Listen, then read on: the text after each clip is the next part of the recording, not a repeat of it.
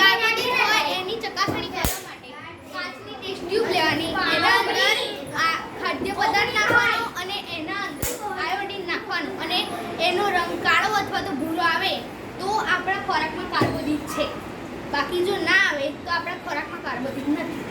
બીજું, આહારમાં પ્રોટીનની હાજરી છે કે નહીં એ ચકાસણી માટે ટેસ્ટ ટ્યુબ લેવાની. ટેસ્ટ ટ્યુબમાં ભોજનનો થોડો પદાર્થ લેવાનો, પદાર્થમાં કોપર સલ્ફેટ લેવાનો. કોપર સલ્ફેટનો કલર જો જાંબલી આવે તો આપણા ખાદ્ય પદાર્થમાં પ્રોટીન છે, બાકી એ નથી. જો ચરબીનું પરીક્ષણ કરવું હોય તો આહાર લેવાનો. આહાર એટલે કે શાક અથવા તો રોટલી, તે તેલી પદાર્થ હોવો જોઈએ. એનું આ પરીક્ષણ કે તેલી પદાર્થ જો આ પીળા ડાઘા આવે તો આપણા પદાર્થમાં ચરબી મોજૂદ છે, બાકી ચરબી મોજૂદ